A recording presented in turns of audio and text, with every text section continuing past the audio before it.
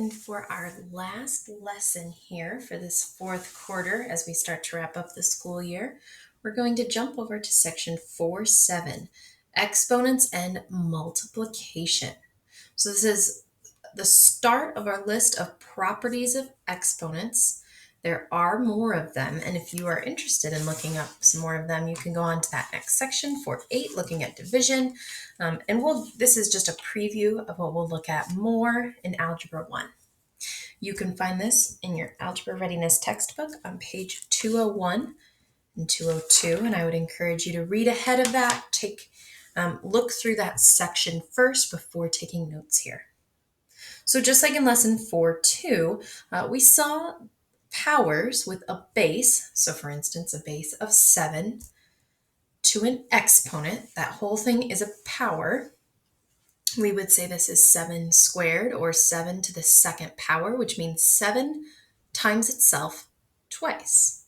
Now we're going to look at today, what if we take 7 squared times 7 to the third power, which is also known as 7 cubed?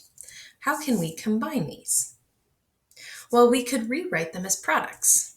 7 squared is 7 times 7, and 7 to the third is 7 times 7 times 7. Now, a power has some base, some number multiplied by itself. If I was to rearrange those parentheses, I could say this is 7 times 7 times 7 times 7 times 7. 7 multiplied by itself, how many times? 1, 2, 3, 4, 5. So how did I get from 7 squared, or 7 to the second, times 7 to the third? What do you notice there? Yeah, those exponents, we actually add them together to get our new exponent by multiplying 7 by itself twice, and then 3 more times I'm multiplying it by itself 7 times. In that note box on page 201, we'll see the general case for this says that any base a to the m power times that same base a to the n power, I keep my base the same, just like that 7, and I add the exponents together. That's when we have positive integers m and n, and I can simplify by doing that, by using that property. So let's see this in example 1.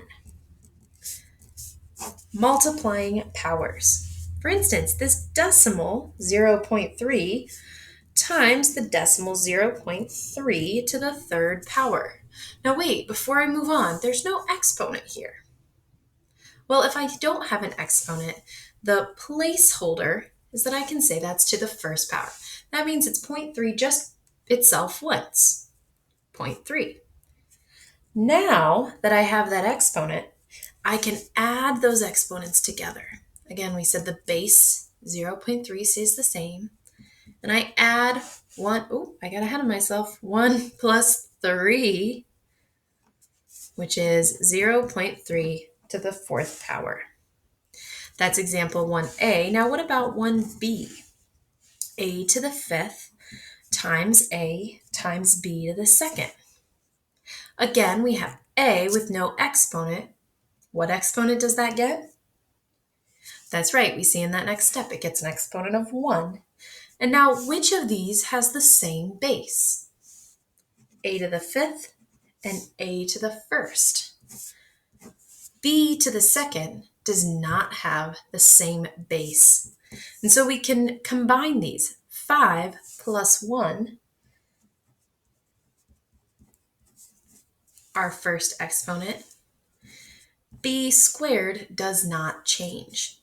And finally, we have a to the sixth times b squared as our final answer. Take a second to try quick check 1. I'll put the answers up here, but please try that and then come back to see what your answer is. Pause our video. Okay, you should have already tried for quick check 1a. This simplifies to 0.2 to the fifth when we add our exponents. And b, m to the fifth times m to the seventh is m to the 12th. Turning the page 202, we see example 2. Says we use the commutative property. See if you can think, what is the commutative property? And remember, we have flipped over to page 202. Yeah, the commutative property of multiplication says that I can change the order when I have things multiplied together. So I have negative 2x squared times 3x to the fifth. And before I start working on this, I'm actually going to spread this all out. Notice negative 2x squared is actually a product. Negative 2 times x squared times 3 times x to the fifth. The only difference here is that I put that multiplication to show what's happening between a number and that variable. Now I'm going to rearrange the order. The book notes that this is the commutative property.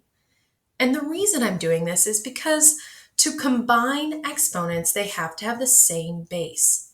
I see that base x, and I want to get those close together. So I leave the constants, negative 2 and 3.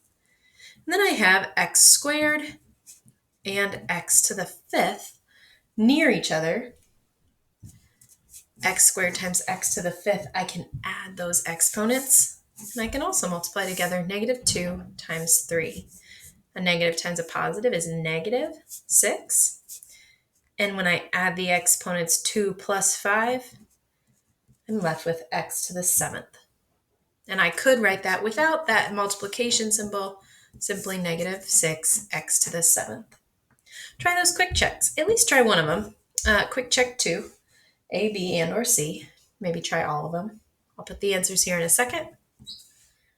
Okay, you should have tried those. Answers for A.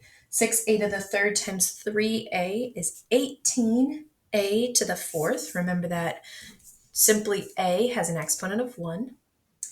B, a negative times a negative gives us a positive 15c to the ninth. And C, 12x to the sixth power. And finally, our last example has a new property. We'll get some new paper out here. A power of a power, also sometimes called power to a power, is when I have something like this. 7 to the second power, in parentheses, to the third power. That means this whole thing in parentheses acts as a base taken to the third power. So if I were to write that as multiplication, I would have the base 7 to the second power multiplied by itself 3 times. 7 squared is 1, 2, 3 times multiplied by itself. That's that power 3. And now I use the property we just learned of multiplying powers with the same base. All of these have base 7. So if I simplify this, I'll still have base 7, and I add the exponents. 2 plus 2 plus 2 is 6. I could also expand that further if we wanted to. 7 times 7, that's 7 squared, times 7 times 7. Oh, I'm almost running out of paper. 7 times 7. So that's 1, 2, 3, 4, 5, 6. 7 multiplied by itself 6 times. Now, where's that number 6 come from? I have 7 to the second to the third. I take 7 to the 2 times 3 power. Now I multiply my exponents to get my final answer. So a power to the power, anytime I have, this is our algebraic example, a to the m power to the n power, I take that same base a and I multiply the exponents. A power to a power, or a power of a power, we multiply the exponents. If you want to make a note to yourself from the beginning of our notes, when we multiply exponents, we can write that note in here. This is from our first page of notes. When we multiply powers, like this example here, 7 to the second times 7 to the third, we add the exponents. So make that little note here. That was our first step. Now in our new set of notes, a power to a power, we multiply the exponents. So let's see an example of that, and then we'll have some practice. This is example 3 on page 202. 3 to the second power, all to the third power, similar to that first example. Our base stays the same, 3, and we multiply the exponents. 2 times 3, or 3 to the sixth power. Now our book mentions that we can even simplify this. I don't know about you, but I don't have those 3 times 3 times 3 times 3 times 3 times 3. That's not something I can do in my head. I can take my calculator though. 3, and then that caret button, the up arrow, 6, and enter. That simplifies to 729. Now, if your book asks you to simplify completely, this is what our answer would be. This is example 3A. If I have variables, though, like example 3B, a to the sixth, all to the second power, I still multiply those exponents. 6 times 2, a to the 12th. But I don't know what the value of a is, and so this would be my simplest answer. There are some cases where you'll be asked to rewrite the expression with just one base. In that case, we could stop at this point. If it says to simplify it completely or just simply says simplify, we would go as far as we can. This is a good chance. Try it. Try quick check 3. Pause your video and try that, and I'll give your answers here shortly. Okay, if you need to pause and try those, do that now. First one, 2 to the fourth, all to the second power, is 2 to the eighth power, which also simplifies to 256. B, C to the fifth to the fourth is C to the 20th. And our final one, M to the third to the second, is M to the sixth.